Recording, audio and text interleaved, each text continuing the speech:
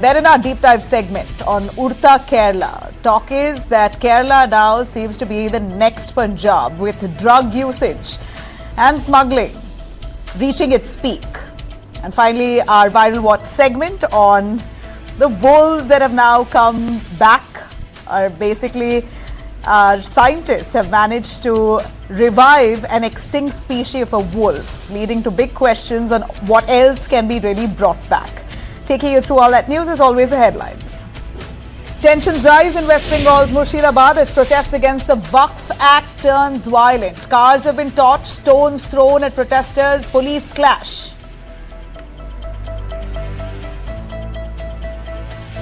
Jammu and Kashmir Assembly continues to witness ruckus over Waqf Act. Slogans raised inside the Assembly after Speaker rejected the motion seeking a discussion on the Act. Full-blown fight on Waqf at the Jammu and Kashmir Assembly.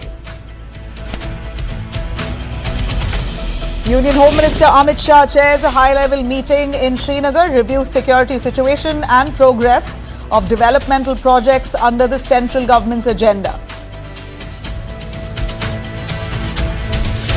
In Karnataka, the VHP staging a protest against 4% quota for minorities in government contracts. The Congress government that has announced minority quota for government contracts hasn't boded well with some Hindu groups. Ahead of the upcoming civic body elections, former Indian cricketer Kedar Jadhav joins the BJP in Maharashtra.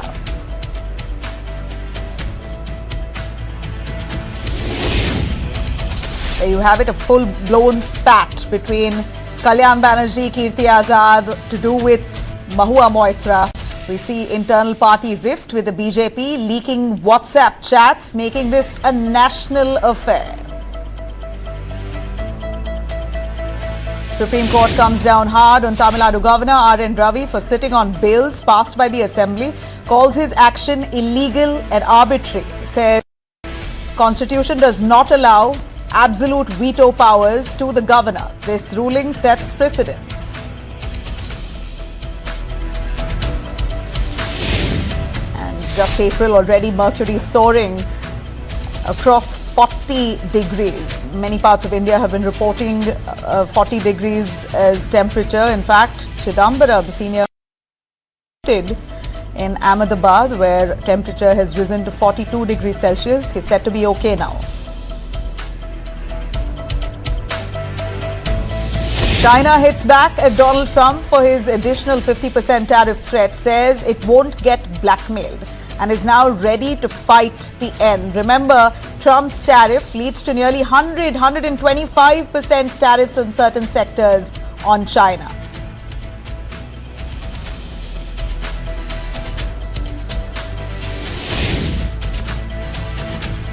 So what on earth is going on within the Trinamool Congress? We're looking at an internal rift, disagreement, all leading up to the party being embarrassed on a national platform. They are literally airing their dirty laundry in public. An explosive spat between senior MPs Kalyan Banerjee and reportedly Mahua Moitra has now spilled out of closed-door meetings onto the corridors of the Election Commission, and that right into WhatsApp groups. I'm going to take you through the story here. It all started when TMC MP Kalyan Banerjee signed a deputation letter on behalf of the party MPs without including the name of a senior woman MP. Reportedly, that's Mahua Moitra. The letter was meant to be submitted to the Election Commission the next day. As the TMC delegation arrived at the Election Commission's office, Mahua Moitra also appeared there and confronted Kalyan Banerjee for omitting her name. The disagreement quickly escalated into a heated verbal exchange right at the Election Commission's doorstep.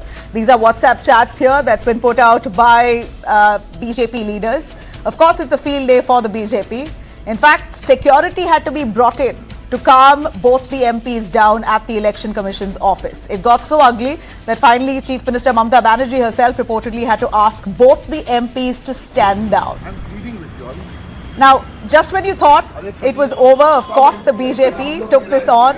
IT cell chief Amit Malviya of the BJP dropped these screenshots and WhatsApp chats a fight between Kalyan Banerjee and Kirti Azad in a group called AITC MP 2024.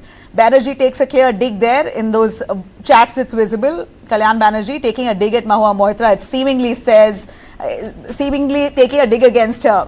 Well, there seems to be no words minced there. He says, versatile international lady who speaks fluent English. Clearly a not very subtle jibe.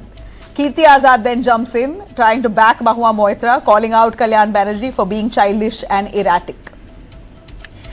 Now, making this worse, Amit Walvia also shared a video of the altercation at the Election Commission's office. So now internal TMC drama is front center of this national discourse. BJP is clearly having a field day.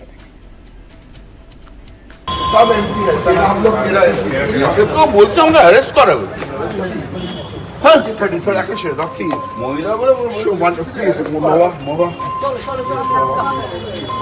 छोड़ छोड़ा बोला arrest करो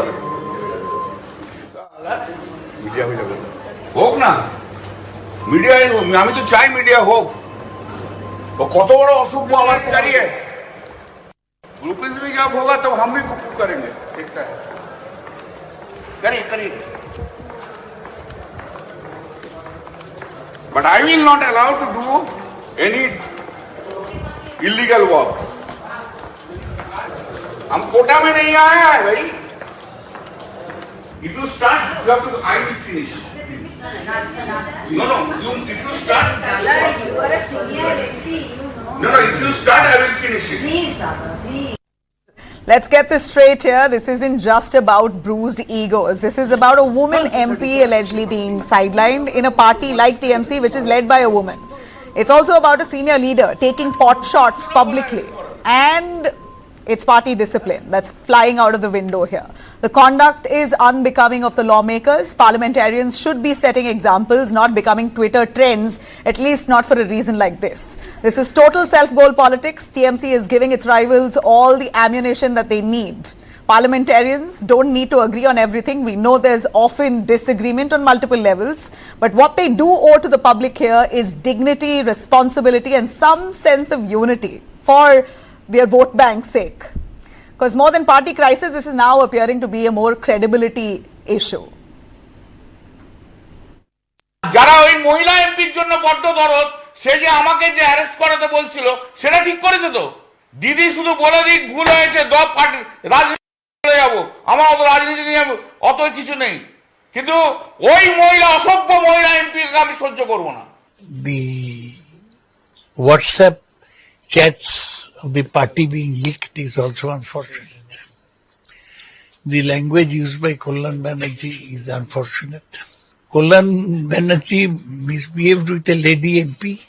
The lady protested, and then all the MPs went against Kalyan Banerjee. हम सब लोग जानते हैं कि टीएमसी का दल का कैरेक्टर क्या है और अभी वो रोड के ऊपर आ गया है अभी अंदर में था घर के अंदर अभी रोड के उधर आ गया है और हम लोग देख रहे हैं कि ये व्हाट्सएप ग्रुप में कैसे एक दूसरे के साथ बात कर रहे हैं और एक महिला एमपी को भी नहीं छोड़ा है तो ऐसा टाइप का जो बात ये लोग कर रहा है तो आप सोचिए एक दूसरे के ऊपर तृणमूल पार्टी के अंदर विश्वास ही नहीं है अगर वो जनता को क्या विश्वास डालेंगे जनता किसके ऊपर वोट देंगे और उसका नेत्री उसका अभिभावक कौन है Mamata Banerjee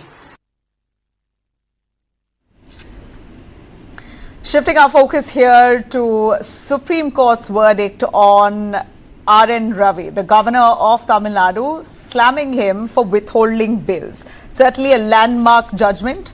The Supreme Court has set a powerful precedent. Governors cannot sit indefinitely on bills passed by elected state assemblies any longer. This comes amid mounting complaints from several opposition-ruled states over governors stalling crucial legislation. The top court has called such delays as illegal, arbitrary and unconstitutional. The verdict comes in response to Tamil Nadu government's plea accusing Governor R.N. Ravi of obstructing governance by withholding assent to 10 bills. The Supreme Court struck down the governor's decision here, calling it erroneous and in fact illegal under law. Now this isn't just a win for Tamil Nadu. The judgment carries weight for states like Kerala, West Bengal, Punjab, where they all complain friction with their governors. In fact, the Supreme Court has now laid down strict timelines. 1 month to send a bill to the President with the Cabinet's advice. These are guidelines to the Governor. 3 months to return a bill without assent. And 1 month to assent a bill repassed by the Assembly. Invoking Article 142, the court said all 10 bills repassed by the Tamil Nadu Assembly will be deemed to have received the Governor's assent. Any action taken by the President later has no legal validity. It's huge as a decision to come from the Supreme Court. The Supreme Court has also made it quite clear discretion under Article 200 is subject to judicial review. But it added that it isn't undermining the Governor's role here, only trying to reinforce the need to uphold parliamentary democracy.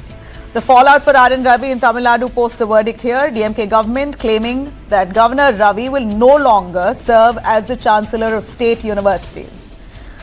M.K. Stalin, the Chief Minister of Tamil Nadu, calling this historic judgment here, detailing its implications in the Assembly. In fact, we saw the DMK itself celebrating. வரலாற்று சிறப்புமிக்க தீர்ப்பை நமது தமிழ்நாடு அரசு பெற்றுள்ளது. இந்த சட்டமன்ற பேரவையில் நாம் நிறைவேற்றி மாண்புமிகு ஆளுநரின் ஒப்புதலுக்காக அனுப்பி வைத்த பல முக்கிய சட்ட முன்வடிவுகளுக்கு ஒப்புதல் தராமல் திருப்பி அனுப்பினார். அந்த நிலையில் அவற்றை நாம் மீண்டும் இங்கே நிறைவேற்றி அனுப்பி வைத்தோம். இரண்டாவது முறை சட்டமன்ற பேரவை நிறைவேற்றிய சட்ட முன்வடிவுகளுக்கு மாண்புமிகு ஆளுநர் அவர்கள் ஒப்புதல் அளித்தே ஆக வேண்டும் என்று அரசியல் சட்டம் வரையறுத்திருந்த போதிலும் இவற்றுக்கு ஒப்புதல் அளிக்காமல் ஆளுநர் அவர்கள் காலம் தாழ்த்தி வந்ததோடு அதற்கு தனக்கு அதிகாரம் இருப்பதாகவும் தெரிவித்து வந்தார். இதனை எதிர்த்து தமிழ்நாடு அரசு மாண்புமை உச்சநீதிமன்றத்தில் வழக்கு தொடுத்ததில் தமிழ்நாடு அரசின் வாதத்தில் இருந்த நியாயத்தை ஏற்று மாண்புமிகு ஆளுநர் அவர்கள் நிறுத்தி வைத்திருந்தது சட்டவிரோதமானது என்றும் அந்த சட்ட முன்வடிவுகளுக்கும் ஆளுநர் அவர்கள் ஒப்புதல் அளிக்கப்பட்டதாக கருதப்பட வேண்டும் என்றும் தெரிவித்து வரலாற்று சிறப்புமிக்க தீர்ப்பினை இன்றைக்கு மாண்புமை உச்சநீதிமன்றம் வழங்கியுள்ளது. இந்த தீர்ப்பு தமிழ்நாட்டுக்கு மட்டுமின்றி இந்தியாவில் உள்ள அனைத்து மாநில அரசுகளுக்கும் கிடைத்த மாபெரும் வெற்றியாகும். So the most important part of today's judgment is that this court not only set aside the actions of the governor in reserving the bills and sending them to the President of India after the bills had been passed second time by the legislature of Tamil Nadu. It has not only been set aside, they have not only been set aside, but this court has exercised its power under Article 142 and directed that all the 10 bills will be deemed to have obtained the assent of the governor. So they don't need to go back to the governor, and they have become an act of the state of Tamil Nadu. The governor has to act according to the advice of the cabinet ministers. That is what his duty is. When a bill is passed by the state legislature, he has to present immediately. If he finds that there is any issue which may otherwise go against the constitution or other provisions, he can send the bill to the president. That is what he can do. He cannot withhold his assent, and if he wants to hold the bill for some time, he has to tell why he is holding the bill. But this governor is holding the bill without telling anything. Now remember, Kerala government also facing similar standoff has urged the Supreme Court to urgently hear Kerala's petition, saying that the governor there has withheld nearly 7 bills for over 33 months. Well, we're looking at this judgment itself by the Supreme Court setting precedent to all those states that have had friction with their governors. We mentioned West Bengal, Punjab, of course Tamil Nadu having a similar issue, Karnataka having similar issues, Kerala also saying they have the same problem. That's precisely what Pinarayi Vijayan has said in his X platform, urging the Supreme Court to also pay heed to Kerala's grouse. Shifting our focus to West Bengal, we're looking at stones being hurled, massive protests that have turned violent in West Bengal over the Waqf. Here we see West Bengal going out of control. Violence broke out in Jangirpur, Murshidabad district of West Bengal as hundreds took to the streets protesting against the Waqf Amendment Act. What began as a road blockade quickly escalated into chaos. Protesters pelted stones at the police, vandalized government property, torched at least 2 police vehicles. The flashpoint was the Umarpur crossing along National Highway 12, where demonstrators staged a massive blockade around noon. This entire day has been quite tense in Murshidabad. Police attempts to disperse the crowds also failed initially. In fact, reinforcements were called in eventually to try and calm the situation. Rapid action forces were deployed. Tear gas shells were fired. Lathi charge followed. Here you have local officials who confirmed injuries to both sides, to the protesters and some police officials as well. The exact count is yet to be established on the number of them who were led out to hospitals as they incurred injuries in this the clashes and flashpoint between the protesters and the police. Police patrolling now underway. The political fallout was swift. BJP State President Sukanta Majumdar slamming Mamata Banerjee government, calling this complete collapse of law and order, accusing it of appeasement politics. In contrast, the Congress MP Adhir Ranjan Chaudhary pointing fingers at the administration for mishandling a sensitive issue in a Muslim majority area. The Waqf Act has triggered nationwide concerns. Protests in pockets have erupted across. We saw Jammu and Kashmir Assembly as well right now in a heated face-off and debate over the Waqf bill, and West Bengal spilling onto the streets. It seems like situation has turned violent and volatile. It remains tense. Security has been beefed up across West Bengal, particularly in the Murshidabad, Jangirpur areas. What's clear here is that the Waqf bill has ignited deep unrest. West Bengal seems to be the new flashpoint.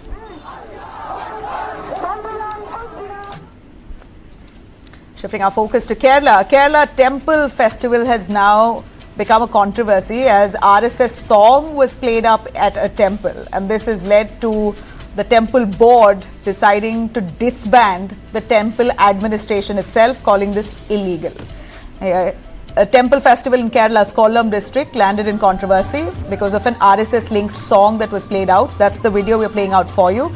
Cops have filed a case under the Religious Institutions Prevention of Misuse Act after the song allegedly affiliated with the RSS was played during the Puram at the Manjipura Sri Bhagavati Bhadrakali temple. Taking serious note, the Travancore Devaswam board dissolved the temple's advisory committee, flagged the presence of the RSS flags and saffron pillars inside the premises, saying it's a clear violation. The board says that court orders clearly ban any political or communal symbols inside temples. BJP, of course, has hit back. BJP spokesperson KVS Haridas has called this song as patriotic song and nothing to do with the RSS itself. In fact, the BJP calls out the double standards of the CPIM, saying this is hypocrisy because very recently, a temple in Kerala had played leftist revolutionary songs inside the temple premises. Now, this clash comes just weeks after the Kerala High Court ruled that temple festivals must stick strictly to devotional music and nothing to do with film songs or political tunes. Bengaluru may soon get a second airport. Of course, this is exciting for Bengalurians as we already know Kempegowda International Airport is at its brim.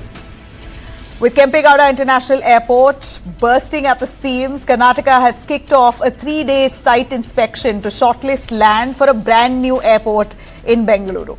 The KIA just recorded its highest ever passenger and cargo traffic last year. The pressure is of course real. Now 3 potential sites are being explored, 2 along Kanakpura Road and 1 on Konigal Road stretch. Each site spans over 4,500 acres. Ahead of these visits, officials from the Airports Authority of India were given a detailed technical briefing, complete with satellite images, weather charts and maps. The Karnataka Infrastructure Agency, KSIIDC, has already paid the Airport Authority of India over 1 crore for this assessment. Once the AAI's report is out, the state will finally move to a full-fledged feasibility study.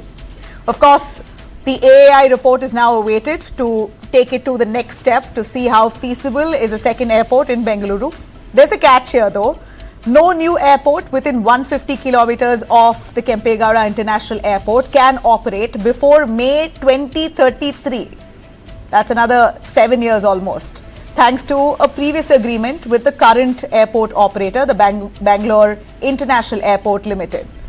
Meanwhile, the airport hunt has triggered a political tug of war here. Senior Congress leader T.V. Jayachandra has backed a pitch to start a new airport in Sira. In fact, he's been supported by nearly 42 MLAs. They're all lobbying for the airport to come up in Sira, Tumkuru district, which is 120 kilometers away from Bengaluru. He says that the land is ready, there's water access, and it's close to defense hubs like HAL's chopper unit and the DRDO's base at Chalakere. But the government, by and large, particularly MB Patil, Industries Minister MB Patil, not buying this. He's hit back saying that this is Bengaluru's second airport, not a local one for Tumkuru. He's questioned whether big investors would be willing to go all the way to Sira and made it quite clear that only feasibility, accessibility and economic viability will drive the final decision. For now, it's waiting game on until the Airport Authority of India submits its final report.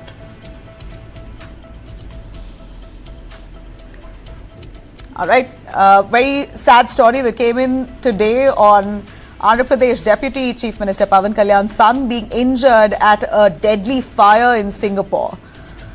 Andhra Pradesh Deputy Pawan Kalyan rushes to Singapore after his son was injured in the fire. Pawan Kalyan rushed to Singapore today after his son Mark Shankar was reportedly caught up in a massive fire at a shop house on River Valley Road. That's his sweet son there, Mark Shankar.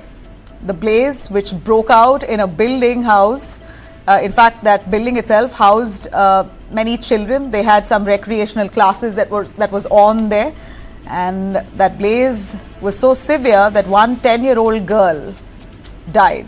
22 others were left injured. Pawan Kalyan's son was one of them who was injured as well. In fact, we know that bystanders rushed to the spot there. They tried to help. Many of them were seen climbing the scaffolding to help rescue those trapped. Firefighters took about 30 minutes to control the blaze, but unfortunately one girl had passed away. The cause of this fire is still under investigation.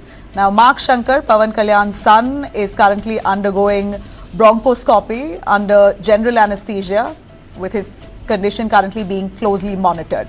Pawan Kalyan has also spoken right after meeting his son. He's thanked the Prime Minister Narendra Modi for his support and also narrating the severity of this tragedy here. Going through bronchoscopy, sir. He will be in general anesthesia. He will be going through bronchoscopy. Is he out of danger? Yeah, I think because the problem is it will have a long-term impact. Because the kind of smoke they must inhale, I don't know how. So it will take some time actually to get the complete details. Now he is going through. Now, taking through shocking VIP culture that's led to loss of lives in Jaipur. Of course, brazenness, if they're drunk on power, get on the streets, intoxicated, eventually ram into multiple people on the streets, killing one. Speeding car mows down 6 people in Jaipur, turning a busy street into a death trap. 3 of them have died on the spot, 6 others injured. The horror was caught on CCTV. The driver, a Congress member we hear, zips through the Nahargarh road, running over pedestrians like they didn't matter. These are visuals that has shocked the country. You see how that car literally rips through people and bicycles on that road. If we could play that out for you, where the car literally zooming past people. There you have it. People seen panicking, some crushed under the wheels. Emergency teams had to rush. The injured were taken to the Gangauri hospital. Those critical were moved to SMS hospital. We hear 3 people have died. 9 anger erupted on the streets. Locals have staged a protest demanding accountability. The accused, who's now expelled from the Congress party, was allegedly drunk. These are family members who have launched a massive protest against that man. Clearly a case of power without responsibility. Another VIP showing utter disregard for life. एक गाड़ी थी जिसके अंदर जो drive कर रहा था उसका कहीं एमआई रोड पे बताते हैं कि कोई एक्सीडेंट उसने किया। उसके बाद में वो लंगर के बालाजी वाला रोड है, यहाँ पे भी लगभग 3 लोगों को अलग अलग जगहों पे एक्सीडेंट करता हुआ आगे बढ़ा है। पब्लिक ने आगे जाने के ऊपर उसको पकड़ लिया है। जो जिसके ऊपर आरोप लगाए जा रहे हैं आरोपी है, उसको हमने डिटेन कर लिया है। जिस गाड़ी के अंदर था उसको भी हमने रिकवर कर लिया है और आगे की कार्रवाई कर रहे हैं। और जो इंजर्ड हैं और भी जो जानकारी आ रही है उससे रिपोर्ट लेके आगे की कार्रवाई। मैं संतोषी माता मंदिर की तरफ से आ रहा था। सामने से ना ये क्रेटा वाला कुचलता हुआ मेरे सामने एक लड़की को कुचला, मेरी बाइक को टक्कर मारी और मैं साइड में बाइक को कुचलता हुआ ले गया कम से कम 20 मीटर तक। बहुत दुखद घटना है और कड़े शब्दों में निंदा करते हैं इस प्रकार के व्यक्ति जो एमआई रोड से लेकर नारगढ़ रोड तक 70 से 100 की गाड़ी तेज चलाकर ऐसे छोटे रास्तों में इतने लोगों को जो दुर्घटनाग्रस्त किया, ये दुखद है। ऐसे लोगों को तो फांसी की सजा होनी चाहिए। Here we see similar scenes in Kolkata. Very tragic as popular director in Kolkata, Siddhant Das, was seen crashing into a Sunday market, killing one person, inebriated state. Popular Bengali director Siddhant Das alias Victor and TV producer Shriya Basu have been arrested after their car rammed into a crowded Kolkata market on the morning of Ram Navami. One person has been killed, 10 others injured when their speeding car tore through the Thakur Pukur Bazaar at around 9:30 a.m. It mowed down pedestrians and smashing two-wheelers. Now, eyewitnesses say that the car didn't stop, and that caused panic in the bustling Sunday market as it continued its reckless run. Now, locals chased down the car, pulled the trio out, beat them before handing them over to the police. Alongside Siddhant and Shreya was another man we hear who was also drunk and unable to explain the actions. The police later confirmed the accused were in an inebriated state, visibly disoriented when taken into custody. In fact, the group we heard, the accused there, had partied all night at a high-end South Kolkata bar before heading to an actor's home in Joka, where they continued drinking. This is one of the ladies there who's the director's good friend. She was in fact pushed around by the locals there who were very furious after what happened. They even we hear that the accused here got onto the car despite knowing that they are drunk, still decided to drink and drive around the entire locality with no regard for public safety. Their celebrity status clearly hasn't stopped them from behaving with shocking recklessness, endangering lives in broad daylight. That's the director who's now been arrested. And there you have it. That's the another lady who was in the car there. And it seems like she was briefly assaulted by the locals before the cops took her to custody.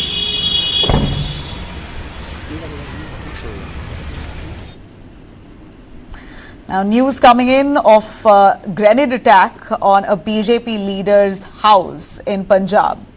Grenade was lobbed at the Jalandhar home of former Punjab minister and BJP national executive member Manoranjan Kalia around 1 a.m. last night. Kalia, who was inside his home at that point, has escaped unhurt. The explosion damaged a side door, shattered windows, impacted parked vehicles. CCTV footage shows the attacker arriving in an e-rickshaw, hurling the grenade and fleeing in the same vehicle. Punjab police have arrested 2 of the 3 suspects and recovered the e-rickshaw used. Sources say that the plot could have, the investigation itself links to international roots to this attack, pointing to a larger conspiracy involving Pakistan's ISI and gangster Lawrence Bishnoi and Pakistan-based criminal Shehzad Bhatti. Investigators are also probing possible links to banned Khalistani outfit Babar Khalsa International. Deputy Commissioner of Police Manpreet Singh has reached the scene shortly after, in fact, forensic teams also aiding the investigation. BJP leaders were seen visiting Kalia's solidarity and naturally condemning the Punjab government for failure in law and order. brazen attack here in a high security zone raises serious questions on safety and security in high profile areas of Punjab. लगभग लगता है कि भाई 1-1.5 बजे के बीच ये blast हुआ है। तो पहले तो मैं समझा कि भाई सो रहा था मैं तो रात को, तो कि भाई ट्रांसफार्मर जो है ये उसका ब्लास्ट है, मेरे ध्यान में आया। एक्चुअली जो लोग यहाँ विजय ढाबे में हैं वो उन्होंने आके पहले जो है उन्होंने इन्फॉर्म किया कि भाई इस तरह से ब्लास्ट हुआ है। तो देखा सब चीज़ें बिखरी हुई हैं, तो फिर मैंने अपने गनमैन को भेजा 3 नंबर पुलिस स्टेशन। ਅਰਾਊਂਡ 1 ਵਜੇ ਸਾਨੂੰ ਇਨਫੋਰਮੇਸ਼ਨ ਮਿਲੀ ਕਿ ਇੱਥੇ ਕੋਈ ਵਿਸਫੋਟ ਜਿਹਾ ਹੋਇਆ ਹੈ। ਸੋ ਜਿਹਨੂੰ ਅਸੀਂ ਆ ਕੇ ਇੱਥੇ ਚੈੱਕ ਕੀਤਾ ਹੈ, ਸਾਰੀਆਂ ਟੀਮਾਂ ਨੇ ਉਸ ਵੇਲੇ ਚੈੱਕ ਕੀਤਾ, ਫੋਰੈਂਸਿਕ ਟੀਮਾਂ ਵੱਲੋਂ ਵੀ ਇੱਥੇ ਜਾਂਚ ਕੀਤੀ ਗਈ ਹੈ। ਅਜੇ ਸੀਸੀਟੀਵੀ ਟ੍ਰੇਲ ਐਗਜ਼ਾਮਿਨ ਕੀਤੀ ਜਾ ਰਹੀ ਹੈ ਤੇ ਅਸੀਂ ਹੁਣੇ FIR ਰਜਿਸਟਰ ਕਰ ਰਹੇ ਹਾਂ ਤੇ ਅੱਗੇ ਇਹਦੇ ਵਿੱਚ ਜੋ ਬਣਦੀ ਕਾਰਵਾਈ ਹੈ ਉਹ ਇਸ ਵਿੱਚ ਲੈ ਕੇ ਜਾ ਰਹੀ ਹੈ। ਫਿਲਹਾਲ ਅਸੀਂ ਏਰੀਆ ਜੋ ਹੈ ਜੋ ਜਿੱਥੇ ਆਪਾਂ ਨੂੰ ਇਨਫੋਰਮੇਸ਼ਨ ਆਈ, ਸੋ ਅਸੀਂ ਆਸ-ਪਾਸ ਦਾ ਏਰੀਆ ਸਿਕਿਉਰ ਕੀਤਾ।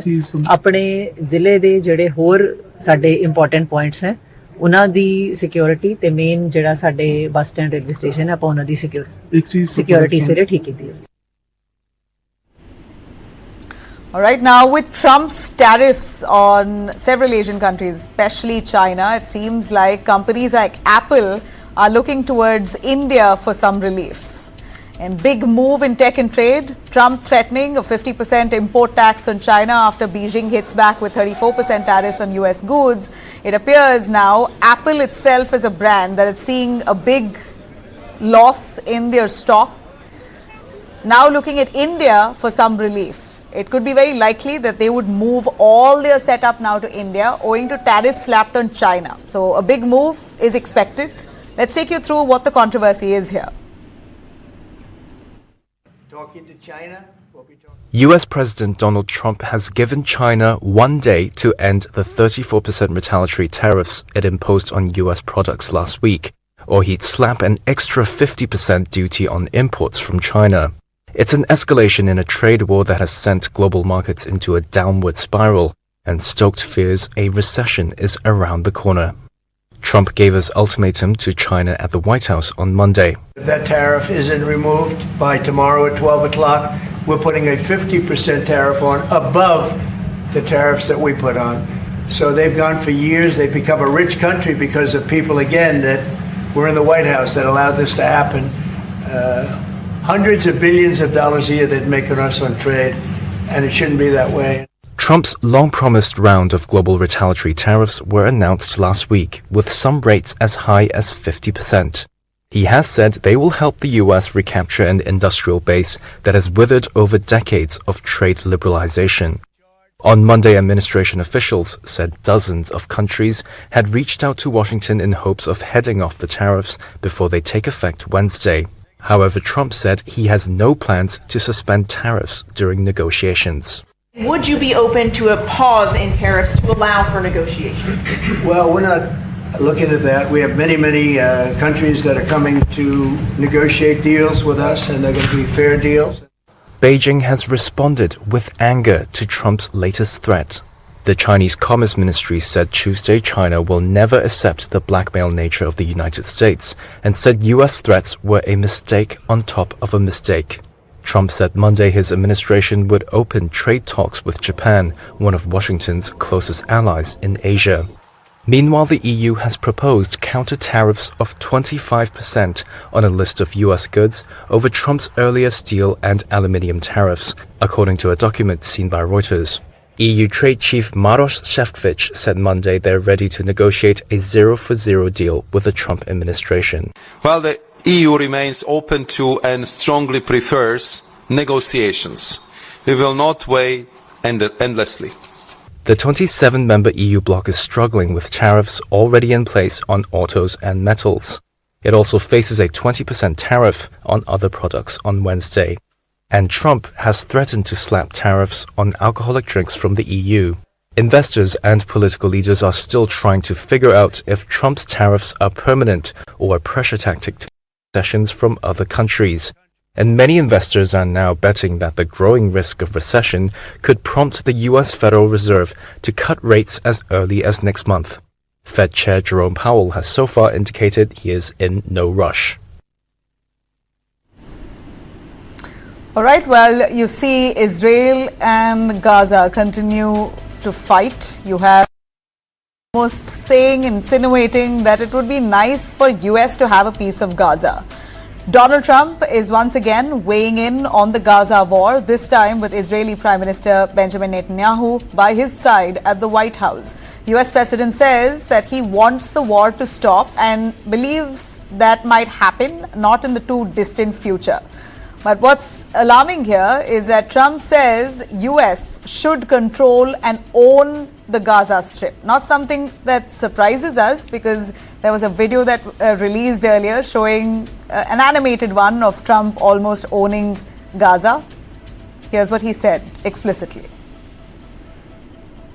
Well, you know how I feel about the Gaza Strip. I think it's an incredible piece of important real estate. And I think it's something that we would be involved in, but, having a peace force like the United States there, controlling and owning the Gaza Strip would be a good thing.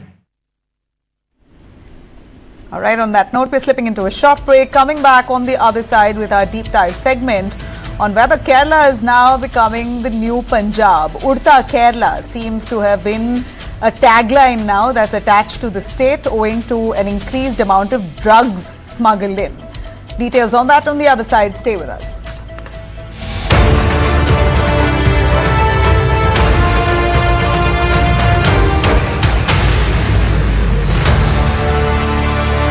What does it take to be the greatest in the world?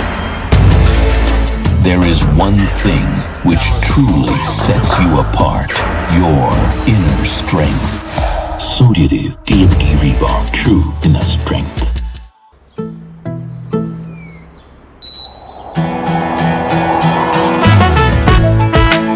I need expert performance. I need my career.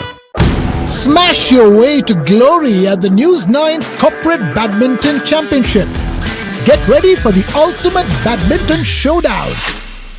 News9 presents the biggest corporate championship, a battle of skill, speed and supremacy. Cash prize of 6 lakh rupees across categories.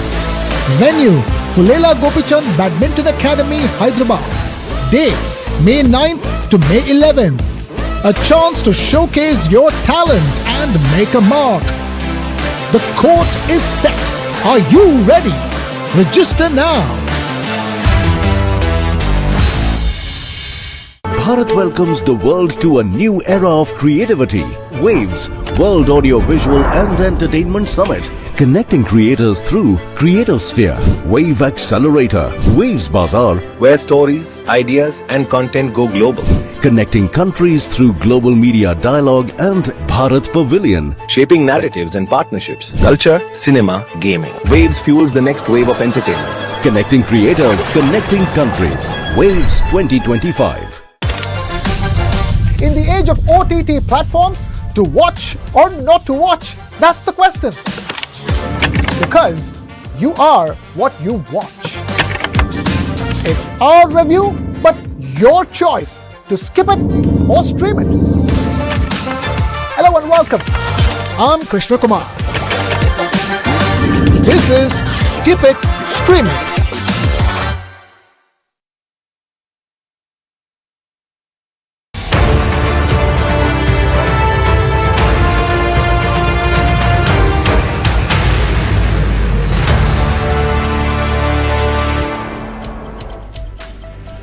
Welcome back. Kerala, that was once hailed as a place for Ayurveda and the best place as it has the beautiful backwaters, today is fighting a full-blown drug crisis.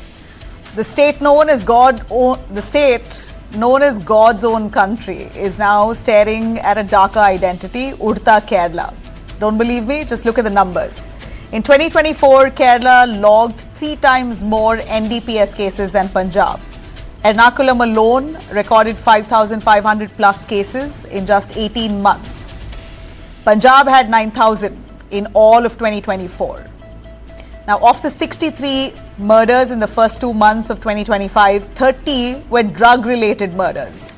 Parents are now, of course, buying drug test kits in Kerala for their children. I mean it, and I'm serious. They're shocked. Parents are rattled, and they're worried if their children are getting into drugs.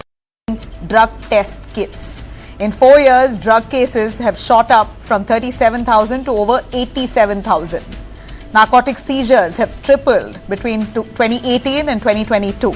And that's not all. The big shocker here, synthetic drugs. In 2021, just 5 kgs was seized. In 2023, 2,543 kgs was seized. 400 times more. MDMA, LSD, meth. These are literally the drugs that are rampantly used in Kerala. It's no longer rare. They are literally flooding Kerala. Colleges, schools, almost every age group. This signals one thing for sure. Organized drug cartels are present there. Cannabis, which was once the go-to, is now just the beginning. In fact, that's literally a regular affair. Cannabis is still easy, and then you get on to the other hard drugs. That seems to be more exciting for people there. Today, it's about high-potency synthetic drugs that's far deadlier and far faster. So what's making Kerala a hotspot here? And the biggest worry, of course, the violence. Drug-linked murders is on the rise in Kerala. Violent crimes tied to drugs have tripled in just 2 years' time. This isn't just a crime problem anymore. It's become a public health emergency. It's affecting schools, families, policing, and young minds. And to discuss that, I have with me Dr. Monish Bhalla, author and former officer, Narcotics Control Bureau. We also have Dr. Rajesh Kumar, Executive Director, SPYM. Sir, you've been part of the Narcotics Control Office. With drug crime like this so widespread, is enforcement failing to keep pace with trafficking innovation altogether? Nabila, thanks for inviting me here. I think I shared about my book with you through your reporter. Yeah. In 2023, the book was released, and I started writing in 2022. And I had predicted in my book that Kerala will be the next Punjab. That is an entire chapter on that. So in 22, if you see the figures, they had started changing. And today, out of every 3 cases booked of NDPS in the country, approximately 1 is in Kerala. Now, this shows how serious the problem is. Out of every 3 cases, 1 is in Kerala. Now, there are 2 aspects to it. One, whether the enforcement agencies are failing. That is one question.